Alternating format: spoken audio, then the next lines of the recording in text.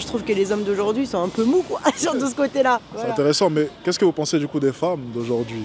C'est aussi ça la grosse problématique. Ouais, après, effectivement, alors je vais prendre aussi la comparaison avec ma maman, génération des années 50, ouais, femme à la maison, femme de, voilà. Et vous en pensez quoi de ça? Bah non, moi Non. je pourrais pas faire ce qu'a fait ma maman. Et du coup, c'est mère assez dur. employée. C'est intéressant parce que, du coup, de votre côté, vous réfutez ce modèle traditionnel de la Ouais. femme à la maison, Oui, mais vous voulez le côté traditionnel de l'homme. très juste. C'est un peu utopique. Ah, mais je suis d'accord, c'est utopique et c'est contradictoire, c'est tout ce que vous voulez. Non, je suis d'accord. Alors oui, c'est une problématique, si ce n'est la principale en fait, qui est à l'origine de tout ce bazar présent dans les dynamiques des relations hommes-femmes. Le traditionnalisme est imposé à l'homme parce que ça le rend plus crédible, ce qui n'est pas faux. Mais à l'inverse, ce qui est apparemment beau et pertinent chez les femmes, c'est de promouvoir le girl power. If men can do, I can do so. Liberté, libération. Ne demandez pas à l'autre ce que vous n'êtes pas capable de donner. La règle de la réciprocité, elle doit s'appliquer partout et encore plus quand on cherche à bâtir des relations fiables. Sinon, on se retrouve en fait avec une personne frustrée parce qu'il offre plus qu'on ne lui rend. Alors les gars, aujourd'hui, petite vidéo react. Une agréable surprise en fait depuis qu'on regarde les micro-trottoirs ensemble. Cette femme honnêtement m'a agréablement surprise, alors je vous propose qu'on regarde cette discussion entre elle et Alex Hitchens. Alors, que pensez-vous des hommes en 2025? Oh là là, vaste question. Oui, il y a beaucoup de problématiques dans les relations hommes-femmes. Donc on aimerait savoir un peu quels sont les problèmes que vous avez pu identifier, selon vous. Manque de communication. Le manque de communication, totalement d'accord. Maintenant, il faudrait qu'elle soit plus explicite. Parce que ce qui est sûr, c'est que les gens parlent. Enfin, certains parlent plus que d'autres, mais personne ne se comprend. En fait, si elle peut entrer plus dans les détails, ça m'intéresse. Ok.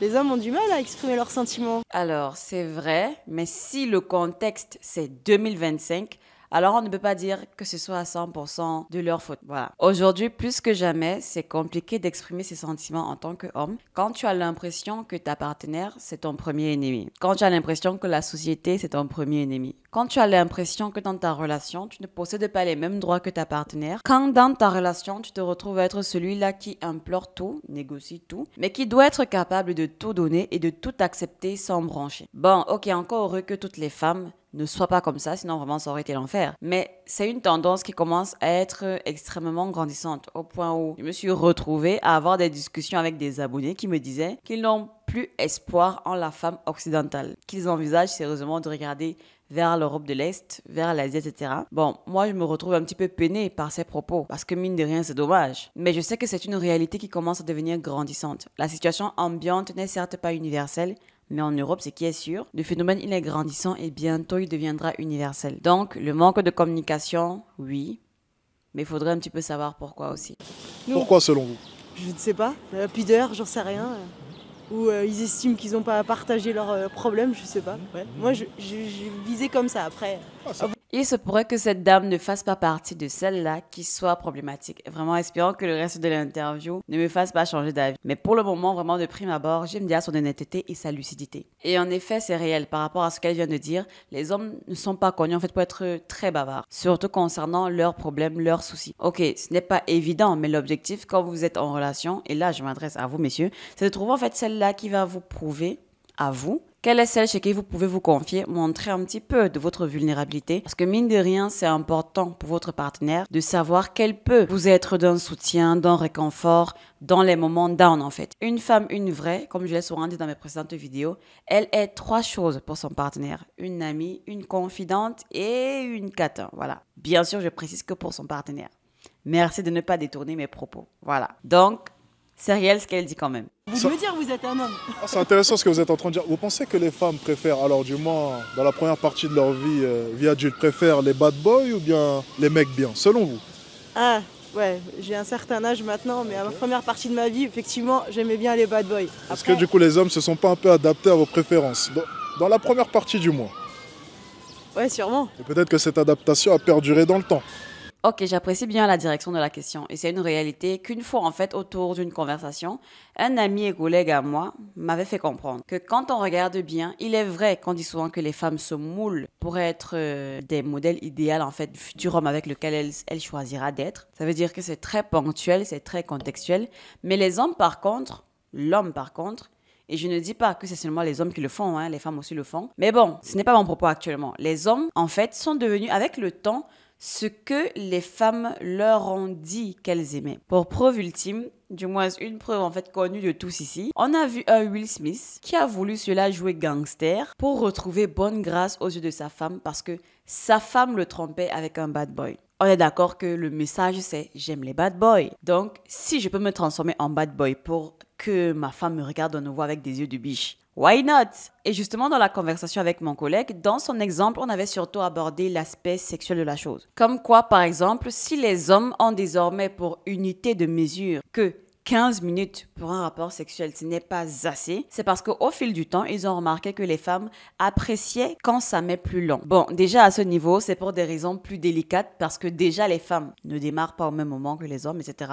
Mais ça, c'est une autre parenthèse. Mais grosso modo, les femmes aiment quand on prend le temps et que le temps, il est plus ou moins conséquent. On va pas exagérer non plus en termes de timeline, mais vous comprenez ce que je veux dire. Donc, nous les femmes, ne venons pas en fait dire qu'on n'a jamais dit qu'on ne veut pas que ça dure. Ce serait hypocrite. On ne l'a peut-être pas formulé avec des mots, mais on l'a bien laissé entendre par nos gestes. Du coup, quand Alex pose la question si les hommes qui se transforment en bad boy, ce n'est pas un petit peu une espèce de réponse au marché, je dirais qu'il n'a pas tort. Mais je mets des réserves parce que, comme il dit, c'est dans la première partie de leur jeunesse, de la jeunesse féminine en fait. Elles ne savent pas vraiment ce qui est intéressant comme critère du coup. Tout ce qu'elles veulent, c'est un mec comme le bad boy qu'elle a vu dans sa série Disney Channel ou alors comme dans 365 jours. Et maintenant, du coup, vous vous orientez vers... Alors, qu'est-ce que vous recherchez là maintenant, chez un homme en comparaison à avant? Qu'est-ce qui pouvait différer?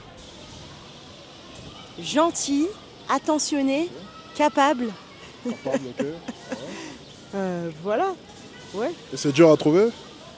A priori, oui. Pour ma part, en tout cas. Les hommes de maintenant, est-ce que vous trouvez que les hommes de maintenant se sont peut-être, je sais pas, affaiblis? Est-ce que vous trouvez que les hommes de maintenant sont différents en comparaison aux hommes d'avant? Est-ce que vous trouvez que les mentalités ont changé, en mal ou en bien? Ça dépend. Bah, si je prends, je prends la référence de mon papa et les hommes d'aujourd'hui, ouais. Effectivement, c'est pour ça que j'ai mis capable dans le lot. Parce que pour moi, un homme capable, voilà, il est là, il est présent, il assume sa famille, il assume sa femme. Là, je trouve que les hommes d'aujourd'hui sont un peu mous, quoi.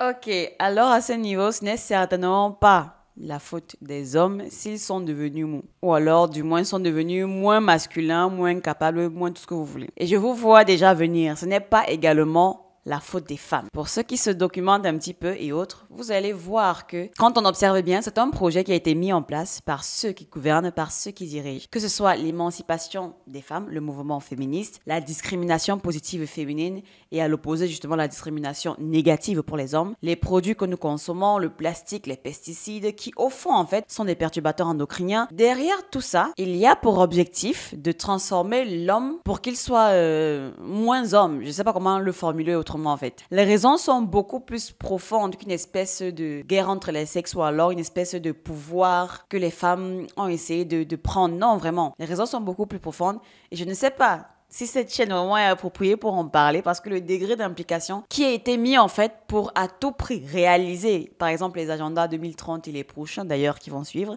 qui sont planifiés par le Forum économique mondial et ceux qui savent qui est son fondateur et comment est ce fondateur, #Travelo qui s'assume, veut inévitablement qu'on arrive à un niveau où les hommes soient moins hommes, les femmes deviennent plus hommes, donc deviennent les ennemis des hommes qui deviennent moins hommes. Résultat, quand ils voudront imposer quoi que ce soit, étant donné qu'il n'y aura plus d'hommes véritables pour se révolter, ils le pourront. Et c'est l'objectif derrière. Parce que oui, si on affaiblit les guerriers, j'entends par homme, les guerriers entre guillemets, l'oppresseur pourra faire ce qu'il veut des populations. C'est pourquoi j'estime que toutes les guerres, par exemple les guerres les guerres de sexe entre les hommes et les femmes, en fait pour moi c'est juste une sombre machination. Et si on ne se rend pas tous compte de ça, on va un petit peu bêtement se faire la guerre en fait.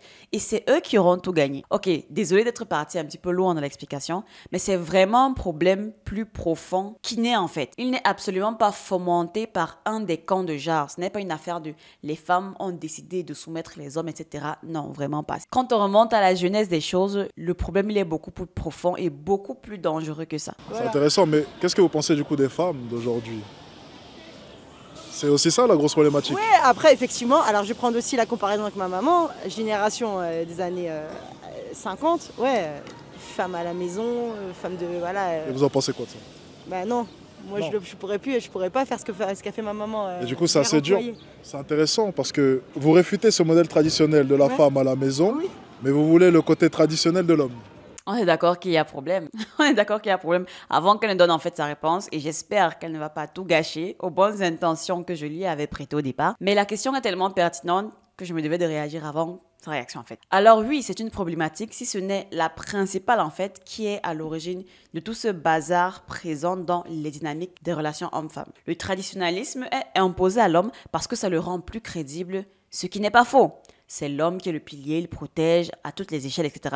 C'est beau, c'est pertinent, c'est tout ce que vous voulez. Mais à l'inverse, ce qui est apparemment beau et pertinent chez les femmes, c'est de promouvoir le girl power. If men can do, I can do so. Liberté, libération, libéralisme, bref, tout ce qui est émancipation en fait.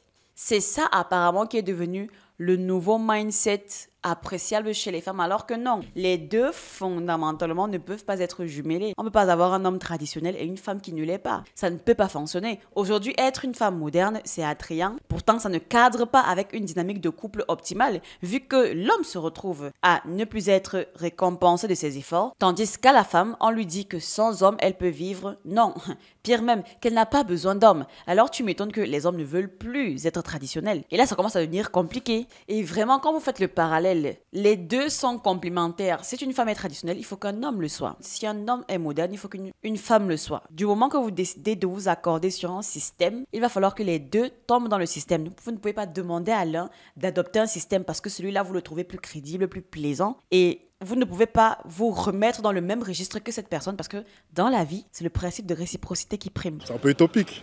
Ah, mais je suis d'accord, c'est utopique et c'est contradictoire, c'est tout ce que vous voulez. Non, je suis d'accord. Et c'est bizarre parce que cet avis-là, on peut le retrouver quand même chez énormément de femmes. Et c'est peut-être pour ça qu'à un moment donné, ça Bah, coince. ça coince. Ah, mais tout à fait. Du coup, quelle serait la solution selon vous? Est-ce qu'il faudrait du coup tendre vers un homme qui est déconstruit et... Si vous avez la réponse, donnez-la moi. Hein. Moi, je ne l'ai pas, Je- personnellement. Je pense que si vous réfutez le côté traditionnel d'une femme, Oui. je pense qu'il faudrait peut-être aussi penser à réfuter le côté traditionnel d'un homme, parce qu'un homme traditionnel ne voudrait pas d'une femme qui a réfuté son côté traditionnel. Le silence, il en dit long, mais en soi, il n'a pas tort. Vraiment, il faudrait que les choses soient équitables, comme je l'ai dit précédemment. Ne demandez pas à l'autre ce que vous n'êtes pas capable de donner. La règle de la réciprocité, elle doit s'appliquer partout et encore plus quand on cherche à bâtir des relations fiables. Sinon, on se retrouve en fait avec une personne frustrée parce qu'il offre plus qu'on ne lui rend. Et à ce niveau, quand je parle même de rendre, je ne vais pas me limiter à des choses comme, je sais pas, trop quoi, s'occuper d'une maison, etc. Non, ce sera vraiment des choses comme le respect, la considération, la compréhension, le leadership. Et j'insiste sur le leadership parce que il ne peut pas y avoir deux capitaines dans un bateau. Sauf que la manière dont la société est en train de lever, de dresser les femmes contre les hommes, c'est de discuter le leadership avec les hommes. Et je ne comprends pas pourquoi les gens tombent dans le panneau. Bref, j'attends de voir sa réponse. Je pensais pas qu'un dimanche à 14h, vous alliez me faire philosopher, là. Bah oui, oui. Non, bah écoutez, très juste. Donc il faudrait trouver un homme qui fait 50-50 avec vous au niveau du loyer et qui vous demande de payer le restaurant de temps en temps. Ah ça, j'ai pas de problème là-dessus, moi. Bon, ça va alors, tout Ouais. va bien. Mais pourquoi est-ce que vous ne trouvez pas? Ça n'a pas de sens. Coucou, je suis là. Ah, il y a un appel à l'action, c'est ça? Bah écoutez, Bon, bah, j'espère que son annonce tombera entre de bonnes oreilles, en fait. Si elle est OK avec le 50-50 et qu'elle assume pleinement, ça veut donc dire qu'en face, pour des raisons d'équité, elle devrait aussi avoir un homme moderne qui est dans la dynamique du 50-50 et que justement qu'elle assume pleinement. Je sais que tous les hommes ne sont pas dans cette dynamique, mais certainement, avec la direction qu'a pris les choses, je suis sûre que certains hommes ont vraiment décidé de suivre cette cadence-là et de l'assumer. Maintenant, moi, ce n'est pas forcément ce que je souhaiterais ou je recommanderais comme dynamique parce que on ne se rend pas compte que, mine de rien, ce que ça dit, ce que ça impose, c'est une espèce de dynamique où il faille absolument être réglo, être net concernant quoi que ce soit. Par exemple, en fait, je m'explique. Dans une dynamique de couple normale, il ne s'agit pas de un jour je paye le restaurant, un jour tu payes le restaurant. Il s'agit de celui, par exemple, qui invite paye, simplement. Celui qui veut offrir un cadeau l'offre. Ce n'est pas je t'offre un cadeau, tu m'offres un cadeau, comme si en fait il fallait juste rembourser cadeau que je t'ai fait. Non, ce n'est pas une espèce de concurrence ou une espèce de rivalité ou une espèce de dynamique où il faut à tout prix un balancement où on doit compter les centimes de ce qu'on doit à l'autre, etc. Non, un cadeau déjà de base, une invitation, c'est censé être spontané et non calculé ou alors et non programmé en mode ok, la dernière fois c'était toi, aujourd'hui ce sera moi. Pour moi, en fait, j'ai l'impression que cette dynamique-là, c'est comme si on était dans une relation commerciale ou marketing. Moi, personnellement, ça ne m'intéresse pas. Pour moi, il s'agit d'être en mesure de faire des gestes lorsqu'on en ressent l'envie et non pas parce ok, la dernière fois, ça a été lui, il faut que ce soit moi, etc. Ou alors, la dernière fois, ça a été elle, il faut que ce soit moi, etc. Cette fois-ci, vraiment, ça ne m'intéresse pas. Mais bon, ça, c'est que mon avis. Et justement, là n'est même pas la question. De toute façon, dites-moi en commentaire dans, en fait, lequel des systèmes vous êtes en ce moment, ou alors lequel des systèmes vous arrangerait idéalement. 60% des rencontres à l'heure actuelle se font via les applis de rencontre. Pour vous aussi, c'est la même chose ou bien... J'ai essayé. Ou j'ai pas assez creusé, ou je suis tombée sur des... Non, ouais. Les deux. J'ai pas assez creusé et je suis pas tombée sur les bons, je pense. Ok, mais vous avez forcément eu une longue relation. Dernièrement, en tout cas. Oh là là. Non. La dernière, elle remonte du dernier confinement. Donc, Quelle était la raison de la séparation, du coup? je travaille dans la restauration, lui aussi. Et clairement, le confinement, le fait que les restaurants ferment et plus de travail, ça l'a clairement abattu. Pourtant, on était dans la même situation. J'ai essayé de l'aider, mais vraiment, je pense pas que... je pense pas. Ça c'est fini, donc j'ai pas pu l'aider. Voilà, c'était ça. Ok, ça va, une raison de séparation plutôt simple. Ouais. Beaucoup de femmes se séparent en raison de tromperie ou ce genre de choses. La tromperie, c'est un sujet, moi, que j'adore. Qu'est-ce que vous pensez de la tromperie chez un homme? Est-ce que c'est acceptable ou non? Non. Non. Non. Comme moi, je reste fidèle et lui, il est fidèle. Il y a des principes là-dessus que je n'en dérogerai pas. Donc, Tout à fait compréhensible. Si vous êtes dans un système de monogamie pure et si une personne décide de se donner corps et âme à l'autre, alors le principe de réciprocité s'applique inévitablement. C'est la règle des choses. Il ne s'agit pas de je suis avec toi, mais en même temps j'ai un pied dehors. En mode comme ces femmes ou alors ces hommes aussi, qui sont en couple, mais qui continuent de chercher ailleurs. En mode, par exemple, une fille, elle va te dire ouais, c'est vrai, nous sommes ensemble, mais oui, je cause avec d'autres mecs. C'est censé signifier quoi? Ça n'a pas de sens. On est c'est là fidèles maintenant. tous les deux. Imaginons que je sois l'homme parfait pour vous. Je me présente à vous. Enfin, l'homme parfait sur certains aspects, vous allez comprendre pourquoi. Oui. Mais que je finis par... Je vais te tutoyer, je peux? Tu peux. Ok. Je finis par te tromper, imaginons, en voyage d'affaires à Londres avec une fille, je ne me rappelle même plus de son prénom. Mais je t'aime, tu es la mère de mes enfants. Je serais prêt à mourir pour toi. Mais, étant donné que je suis un homme, c'est assez mécanique pour moi, j'avais pas d'attache, je t'ai trompé une fois. Est-ce que selon toi, c'est une raison valable pour me quitter? Ça m'est jamais arrivé, je touche du bois. Je me suis posé la question si jamais ça m'arrivait. C'est très compliqué. Parce que je me dis que même s'il il m'aime toujours, etc., je suis la mère de ses enfants, il me voit comme la femme de sa vie, blabla, il a quand même eu une attirance pour une autre fille. Et ça, j'aurais du mal avec ça. Mais une attirance à quel niveau, du coup? C'est peut-être ça aussi. Physique. C'est intéressant, mais si tu es ma femme, j'ai pas une attirance que physique, c'est aussi pour ta personne et tes valeurs surtout. Oui, parce mais que ça- tu es la mère de mes enfants. Oui, mais ça veut dire que je ne te satisfais pas, et que je te satisfais peut-être sur le plan mental, spirituel, gna connexion, ce que tu veux, mais sur le plan physique, je ne te satisfais pas pleinement si tu vas voir ailleurs. Ok, bon, elle n'a pas tort, mais j'y mets des réserves parce que c'est sa méthode de fonctionnement en fait. Mais factuellement, elle n'a pas tort de penser comme ça. Sauf que à ce niveau, et vraiment, n'attrapez pas ma veste.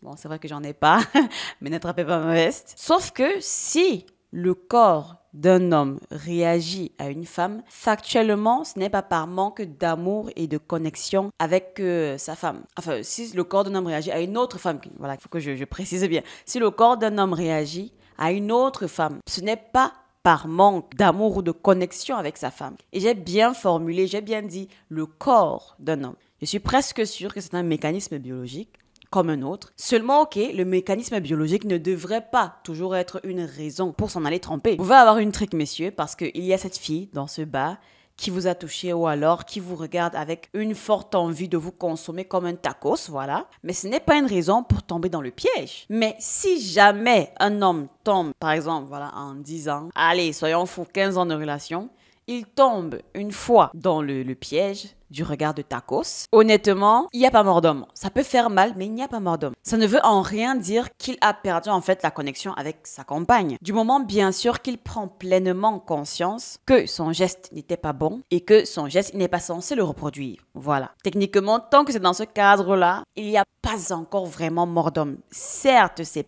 pénible. Ça peut être affligeant, oui, mais voilà. N'attrapez pas ma veste. Intéressant.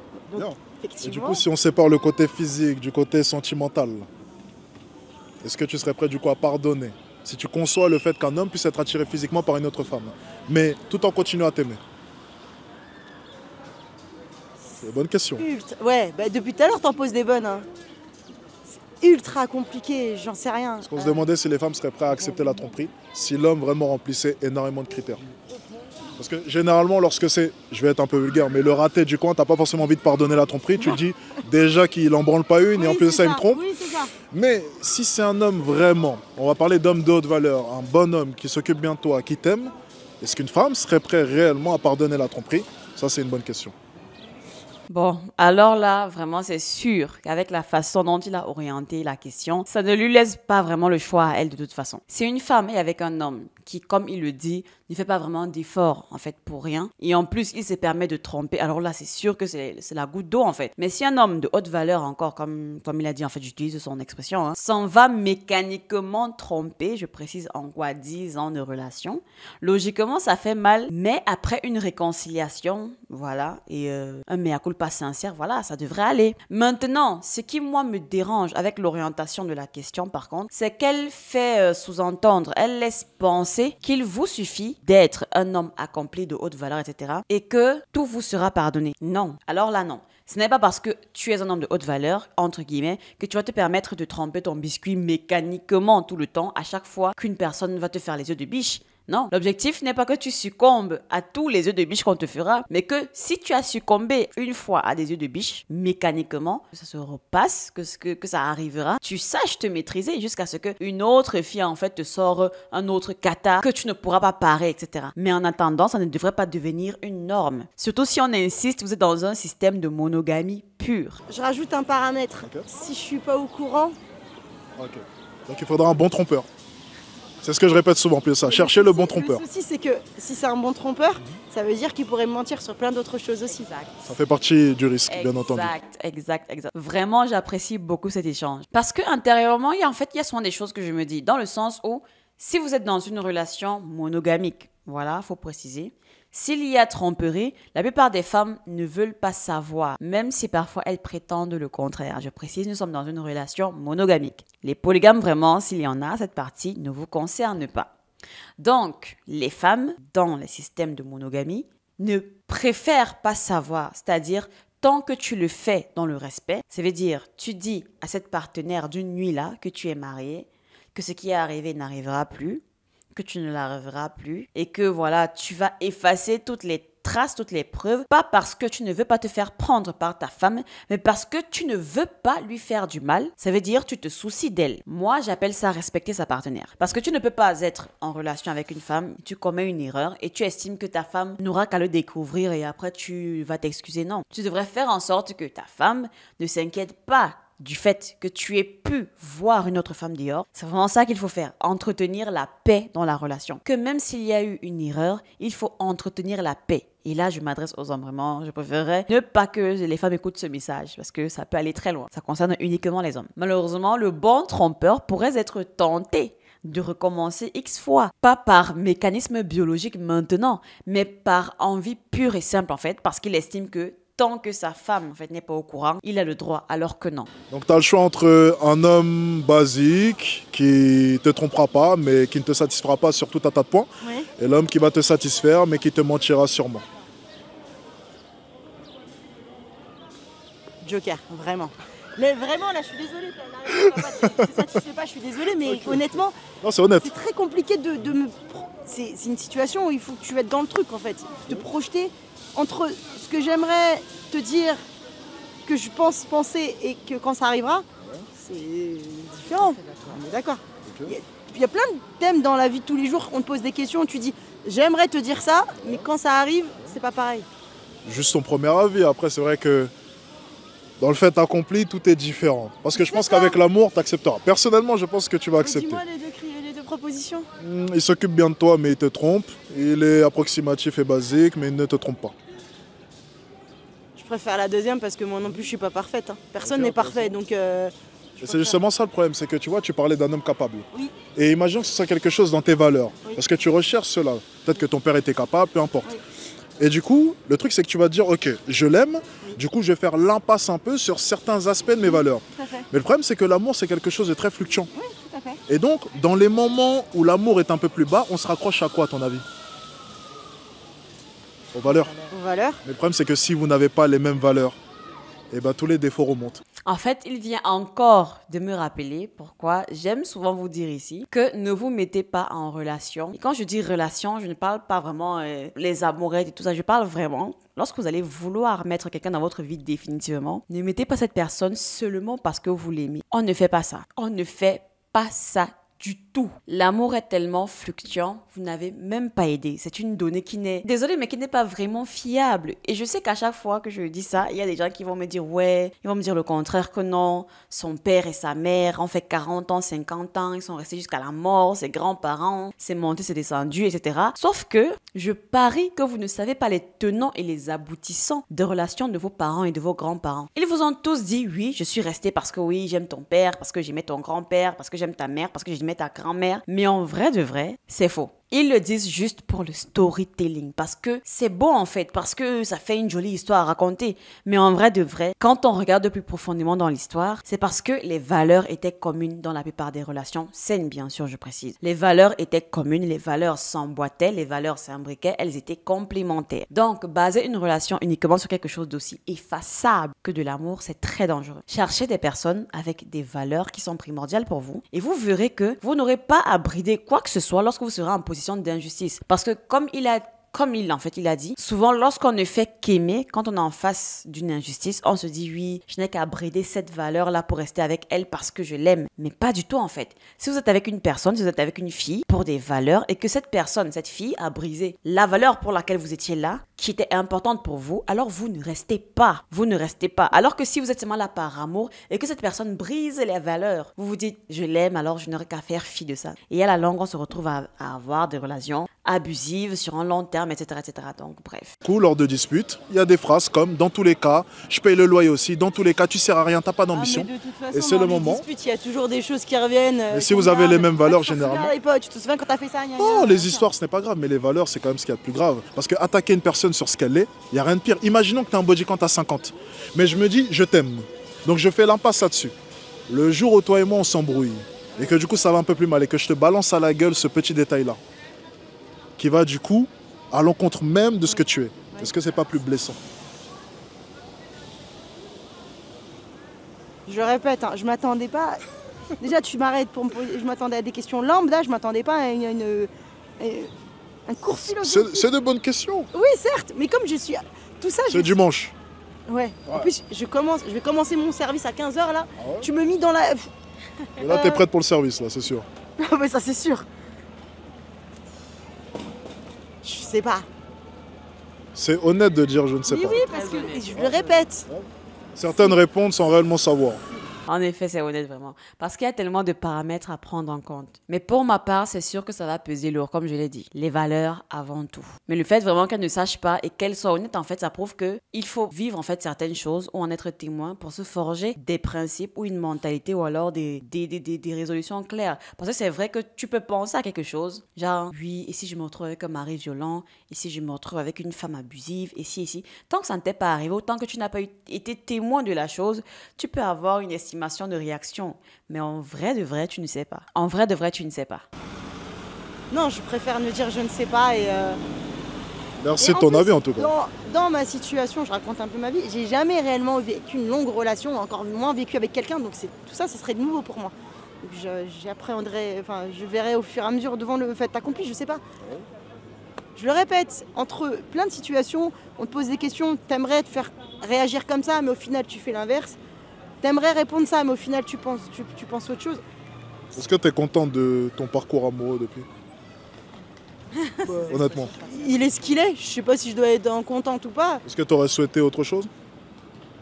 Je suis pas dans le regret moi, je me dis que ma vie a été faite comme ça, ma vie amoureuse tout du moins. Et tu serais prête à finir seule jusqu'à la fin de ta vie ou bien il te faudra forcément quelqu'un à un moment donné selon toi? La réponse est longue à venir, mais en soi, elle sait. Et elle sait même très bien. Juste que, si ça se trouve, en fait, elle est un petit peu dans cette phase d'hésitation, de pessimisme, on va dire, où les femmes de la trentaine surtout, je dirais, se posent en fait mille et une questions si au final elles y arriveront. Est-ce que c'est si important de finir avec quelqu'un? Elles veulent en fait se convaincre que ça pourrait ne pas être important, mais en vrai de vrai ça l'est. À moins d'être une nuisance pour la société où vous êtes obligé de vivre en paria, ça veut dire vraiment vivre exclu. Toute personne veut être accompagnée, toute femme veut être avec un homme, tout homme veut être avec une femme. Donc, Si, avoir quelqu'un quand même. Passer des bons moments, de l'affection, de l'attention. Mais si, quand même. Quand même. En tout cas, je te souhaite de trouver. T'as l'air gentil. Merci, c'est gentil. en tout cas, c'était une interview plutôt qualitative. J'ai trouvé vraiment c'est rare parce que je sais que les gens n'en postent pas très souvent. Parce qu'en général, dans les micro-trottoirs, la plupart des extraits qui sont retenus, voilà, c'est vraiment des extraits. On se pose un petit peu des questions. J'espère que, en tout cas, la vidéo vous aura plu. Merci d'être resté jusqu'à la fin. N'oubliez pas de liker, partager, mais surtout de vous abonner. C'est totalement gratuit et ça fait toujours plaisir. J'attends vos avis en commentaire. Mon Instagram est juste en description. Et on se dit à bientôt dans une prochaine vidéo. Ciao!